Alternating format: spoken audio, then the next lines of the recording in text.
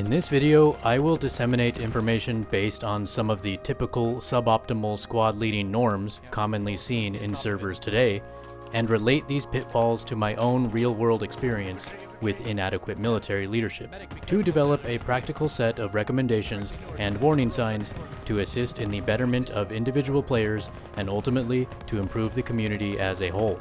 The large majority of players on any given server are in fact squad followers and not squad leaders, which is exactly by design of the game developer's intent to model the available leadership structure similarly to real-world chains of military command. Every single player in squad is not expected to possess the abilities to efficiently lead the team. In fact, mostly everybody should understand the best thing they can do to help win the match is to simply toe the line. This concept results in a fair balance between grunts and commanders, but only when players correctly accept their responsibilities and perform the duties of their designated roles in the way they were intended to be. Squad has no military prerequisite requirement, and for good reason, but also has zero compliance checking control measures in place, such as experience-based rank limitations on role assignments. And the game does not force new players to accomplish tutorials or training before taking leadership roles. Because of these reasons and more, inadequacies of efficient structure in executing and following orders are inevitable, and tend to be large sources of grief since underutilization of this key aspect of the game is simply a waste of potential. More often than not, upon entering a server, players are greeted with an empty squad list, forced to patiently wait for potential squad leaders to create open squads for all the unassigned players to join. In any case, once a squad is created, there is a likelihood that the leader lacks the competency or patience to perform the duties of the role in an efficient manner. The inexperienced squad leader may attempt to organize the maneuvering of the group but could fail to accomplish team objectives because of crucial misunderstandings of game mechanics and meta, while the hyper-experienced squad leader may command with overcompensated confidence and fail to consider the success of the team as a whole when prioritizing their own shallow-focused orientation. Much like the military members of higher rank and responsibility in the real world, suboptimal leaders contribute a negative impact on the success of combat operations. From my decade in the armed forces, I can easily recollect several officers and NCOs who emulated similar leadership pitfalls to what can be witnessed in an average match of squad today. This exposure to bad leadership and forced compliance with inefficient, lawful orders ultimately blessed me with the ability to overcome the effects of harmful decision makers through understanding, overcompensation, and collective counterbalancing through the joint effort of the lower enlisted. What I learned was that though poor leadership may be inevitable, the efficient strategic actions executed from the bottom up can help remediate the negative consequences coming from the top down. In fact, the best units I was ever a part of and the most efficient teams I led relied solely on the lower tier of enlisted, the followers, to secure the tangible aspects of the successful mission, while the leaders simply provided the top cover and resource management necessary to get the job done. To bring things back in terms of the game squad, the roles and responsibilities of the squad leader are immensely minimized when the squad members work together to take weight off of the leader's shoulders and share in the brunt of situational duties. I've narrowed several recommendations based on my analysis of the real world compared to the meta of squad into 4 main categories: communication, making friends, being a team player, and simply following. Starting with communication, the core aspect that assigned squad members should understand is that their squad leader is juggling 3 levels of communication in an attempt to ensure efficient maneuvering and resource management. It is not uncommon for squad members to bombard the leader with questions, among all sorts of unnecessary noise pollution, during the staging phase of the match. The staging phase is an integral window of time for the squad leaders and commander to quickly develop a game plan and allocate personnel prior to the initiation of combative hostility, and reduced chatter by those less involved in the planning process helps ensure the team minimizes misunderstandings and frustration during the early phases of the operation. Upon completion of the staging phase, During the vehicle rollout, transport ride, or en route for helicopter insertion, the squad leader can use this time to relay the specific details about the plan for the group or answer any questions. It is also during this time, pre-battle, that it would be beneficial for members of significant role assignment to ensure the rest of the squad is aware of their name, kit, armament, fire team, position, or all of the above. This pseudo-introduction sort of puts a face to the name and can assist in bridging the gap for all members within the group, as it could be integral to understanding your squad's combative potential. As for communication during imminent or hostile engagement, speaking to everybody in the squad chat should only be used to relay information that is relevant to the squad or team as a whole, and should not be used when the information only impacts those within immediate proximity. Hey, I got a guy on top of the rocks, right, just boys, west, just past this road, directly at 250.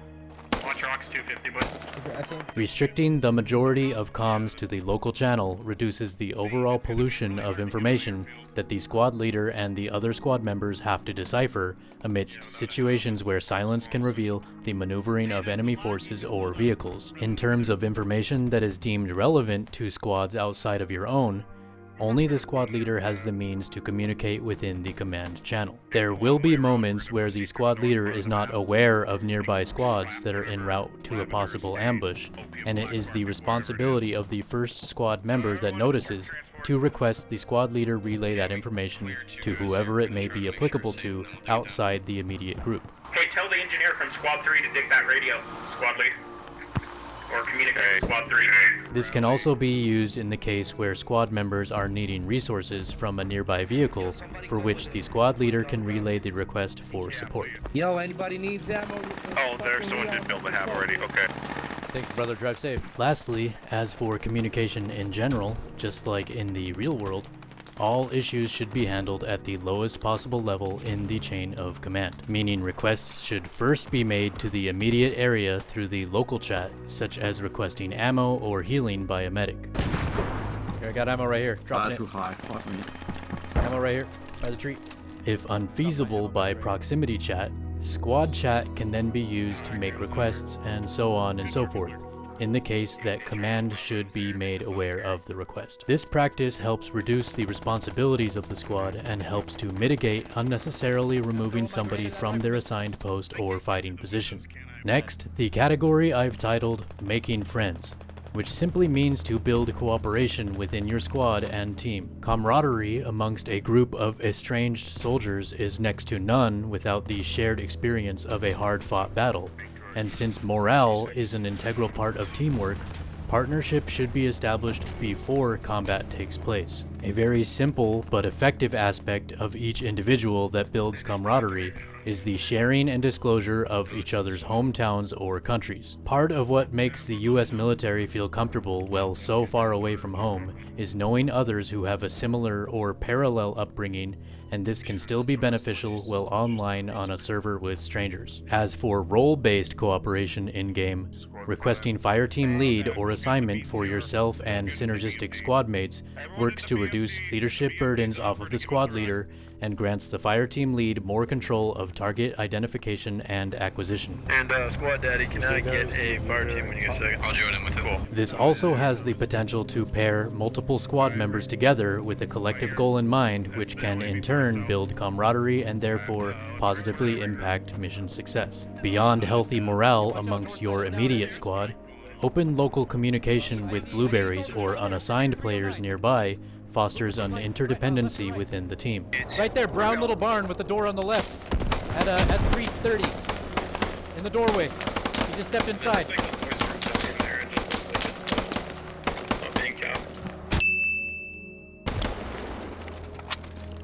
Particularly useful when relaying information to a parallel squad that lacks access to your squad radio channel, relevant and updated directions of incoming assaults or details about available resources nearby helps the members outside of your squad become more in tune with accomplishment of main objectives.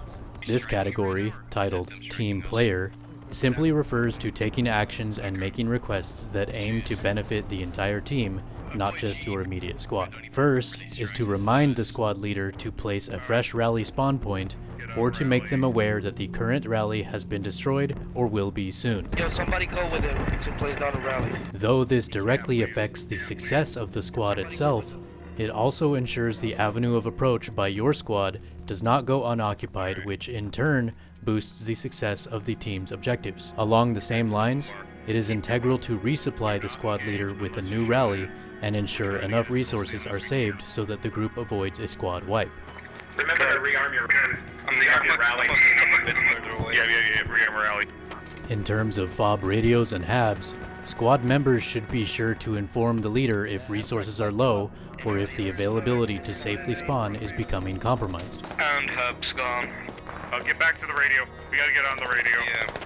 If ammunition reserves are depleting, the squad leader can relay the necessity to the command channel and can ensure logistics are delivered before it becomes an issue. We need ammo big time. A compromised radio is also information that the squad leader can relay to have team priorities shifted off of less important tasks. Finally, squad members should develop a habit to volunteer for logistics supply runs when their sacrifice is most efficient amongst the rest of the team. You mind if I run over and try to save 7's Lodge to our west? It's way over there, but we're gonna need lodges. Whether it be the closest proximity to a logi truck or in light of preparing for an upcoming battle, squad members can opt to spawn at main and take a truck of ammo and supplies to a FOB radio downrange, or can offer to run halfway across the map to resecure a compromised vehicle that the team desperately requires. Last but not least, following is the simplest solution to being part of a squad that, when done correctly, results in the balanced duties of the leader and their assigned members. As a general rule of thumb, followers should shut up and color when squad leaders make requests or give orders. Good idea. I need you to pick one guy up as well. Your team. Confirm, I'll go for him. Of course, if the command hinders the overall success of the whole team, it should be contested. However, squad members should have the trust and confidence in their leaders to make the right decisions, and pushback can be administered only when the collective group sees obvious reason to take hesitance in blindly complying. While following in the formation of maneuvering across the battlefield, your squad leader should be kept at a proximity that their local voice chat can be heard, or at least where they can be seen in your peripherals. Though there is a limit on how close a squad leader should be to the rest of the squad, remaining at least within a distance to speak in local chat or wave with hand signals ensures the group operates in unison. Also integral when in formation, 360-degree coverage of all sectors to include the rear is a simple method to minimize squad wipes, as it reduces the response time of countermeasures when ambushed or flanked. Furthermore, maintaining an assigned sector throughout the duration of your time within a squad builds the group's trust in securing weaker defensive angles. Finally, squad members find great success in following their leader's request to hold defensive positions even when hostile activity is quiet or next to none. Push those motherfuckers. We're capping. Yeah, we should be holding on defense. Having the patience to defend, especially if the rest of the team is engaged in offensive maneuvering, is an integral aspect of successful warfare that tends to get overlooked in squad. Remember that a squad with a low amount of kills is not entirely indicative of underutilized manpower. That just about covers the first line of defense against bad squad leaders, or is at least a step in the right direction toward making the job of the squad leader a bit easier while increasing group efficiency.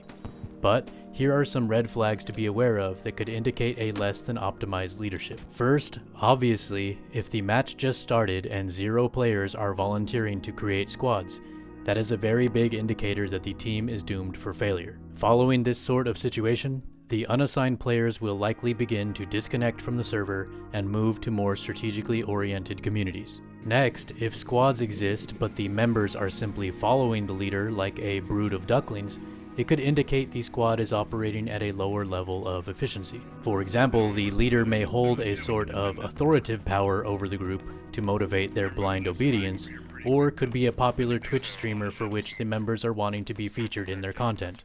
Either case might not have a positive impact on the success of the match. Another red flag situation The squad leader may be mostly silent and fails to mention or acknowledge the presence or status of other parallel squads and how their advancements affect your own squad. This should be considered a concern since the majority of operations in squad require the cooperation of multiple squads to counterbalance the equal strength of the opposing team. A typical underutilization of squad resources is when the responsibilities of roles are not used properly or are used solely for personal gain. For example, when marksmen and snipers silently go off on their own to get kills without contributing to the main objective. Medics failing to exhaust their life-saving supplies, or anti-tank personnel neglecting their rearming necessities when ammunition is readily available, are both prime examples of this common pitfall. Lastly, a fairly common practice that wastes the potential of a match and throws away tickets is when players give up regardless of medics or other players in proximity.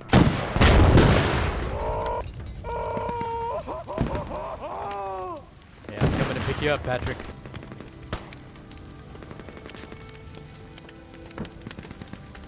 Just give up? If the squad develops this habit, the success of the mission is surely hindered since remaining tickets have a direct correlation to winning and losing. Where there are warning signs to be cautious of, squad leaders can also demonstrate favorable attributes that indicate the squad is destined for a win. These ideals can be seen as green flags. One small practice that squad leaders can do to improve squad understanding and communication is a simple introduction of the leader's expectations and recommendations. I'm not gonna switch around the fire team. Just ask your direct fire team leader for the fire team lead. If you ask for range, just scream it, because I will always have other sounds like commander, so I won't be hearing you at all times. 20 seconds on rally means call out and have fun. This ensures the leader is transparent about what the intention of the mission is and helps the group prioritize tasks corresponding to the direct and indirect command hierarchy. It is also a good opportunity for the squad to engage in a dialogue about role requests, concerns with logistics, two-way feedback, and recommendations of alternate courses of action. We don't have a spawn at airfield. Sure we shouldn't build there first? You bring up a valid point. Another simple solution to reducing disorganization that a good squad leader can exercise is consistent updating of the current objective via map and HUD objective markers. Okay, you have enemies shooting down on observe. By keeping the marker up to date, radio chatter and questions about where the squad should be moving toward can be minimized. At the very least, this offers the group an on-screen reminder to stay focused on the prioritized objective and demonstrates that the leader has not forgotten about the core mission. Finally, squad leaders show promising potential when they have a habit of requesting support from parallel squads and/or make decisions in unison or in response to the actions of other squads contributing to team objectives. Not only does this behavior strengthen the potential strategic capabilities of the team, but it also instills trust in the rest of the squad that the leader has prioritized the cooperation of the team to ensure mission success. If nothing else, there are a few countermeasures you can employ to limit the amount of time wasted following inadequate leadership. First, instead of jumping into full 50v50 matches right away, consider seeding a lower populated server first to feel out the cooperation of friendlies without having to join into a slacking or frustration heavy environment mid-game. It is in the less chaotic battle space of a seed match where players can ease into the strategic focused playstyle that is conducive to successful gameplay, meaning you and the other players can warm up to the competition and to each other's strengths and weaknesses. Once in a full-fledged match, consider starting a logistics or taxi transport squad to directly support the team without the responsibilities of a frontline infantry squad leader. This allows a sneak preview into the cohesion or lack thereof by the other squads and the commander, which saves you the time and energy of attempting to play seriously when everybody else is not in sync with your expectations. Awesome, we're for the taxi ride. Yeah, Godspeed. 5 stars, 5 stars. Another idea, especially when your team appears to be consistently getting steamrolled, is to switch teams to the winning side. More often than not, the competency of the meta and game mechanics by the opposing team is vastly superior and their goals may better align with your intention to accomplish team objectives. Lastly, when every server seems to be consistently insufficient at playing the game to a higher potential, and you continue to hit roadblocks when seeking good leaders, try searching for matches at a different time of day. It is likely the case that the same people frequent the game around the same time of day, particularly in the late hours of the night. These times of day commonly foster a quieter crowd, which results in less cohesion overall. Whether it is because of incompetence, overconfidence, or simply an alternative way of thinking than your ideal expectation, who you consider a bad leader most definitely has a negative impact on your experience as a follower. By applying some of what was discussed in this video, you have the opportunity to nudge your leadership in the right direction, which can have a big impact on the success of the match you are currently participating in. Though there are many things out of your control when cooperating with 49 other players, it is within your best interest to get the most out of your gaming experience, especially when it comes to such an immersive and strategic tactical first-person shooter.